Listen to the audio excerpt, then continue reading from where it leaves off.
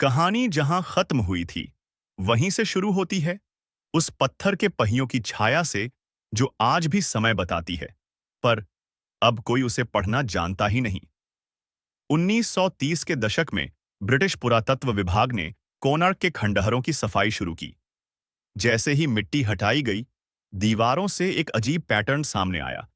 पत्थरों पर सूरज की चाल दर्ज थी, लेकिन भाषा किसी झात लिपि जैसी नहीं। विद्वानों ने उसे सोलर स्क्रिप्ट नाम दिया, एक ऐसी भाषा जो छाया से पढ़ी जाती थी, पर वे इसे समझ न सके।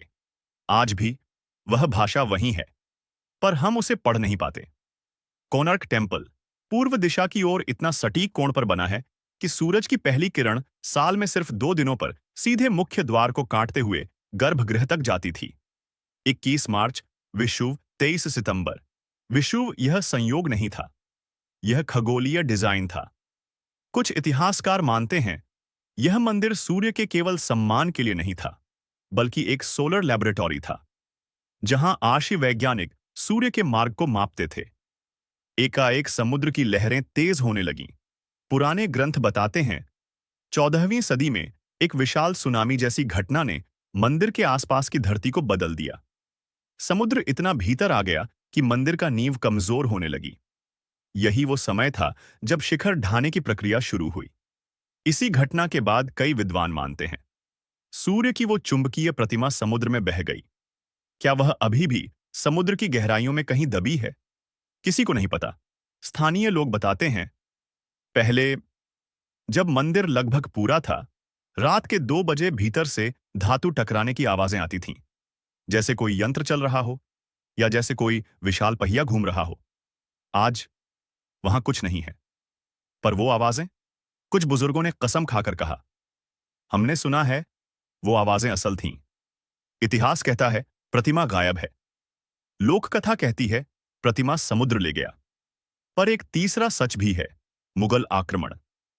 कुछ दास्तानें बताती हैं प्रतिमा को सुरक्षित स्थान पर ले जाया गया ताकि उसे तोड़ा न जाए। ओडिशा के वन क्षेत्रों में एक स्थान है, कतीक कलिंगा, जहां एक सूर्य प्रतिमा आज भी मौजूद है, जिसकी शैली और नक्काशी कोणार्क वाली से मिलती है। क्या यह वही मूर्ति है? शायद, पर कोई प्रमाण नहीं। 2004 में किए गए एक स्कैन ने चौंकाया।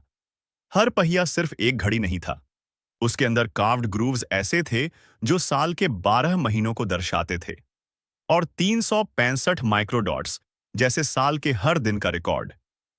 यह सिर्फ कला नहीं थी, यह डेटा था, एक पत्थर में छुपा हुआ कैलेंडर। पुराने शिलालेखों में मिलता है, वास्तुकार ने कहा था यदि शिखर कभी हट गया तो मंदिर का संतुलन टूट जाएगा और मंदिर धीरे धीरे खंडहर बन जाएगा। वक्त बीता, शिखर गिरा और मंदिर की गिरावट शुरू हुई।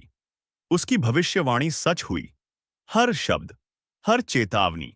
आज कोणार्क एक पर्यटन स्थल है, पर जिन पत्थरों पर लोग हाथ फेरते हैं वे सिर्फ पत्थर नहीं, वे खगोलीय रिकॉर्ड हैं, वे प्राचीन विज्ञान की फाइलें हैं, वे स्तब्ध समय हैं, और शायद जब सूरज उगता है उसकी रोशनी अभी भी पूछती है, क्या तुम मेरे उस मंदिर को समझ पाए? कोणार्क सन टेम्पल एक रहस्य था, एक प्रयोगशाला थी, एक मंदिर था, एक पहेली है। और पार्ट 3 में हम जाएंगे और गहराई में, जहां हम जानेंगे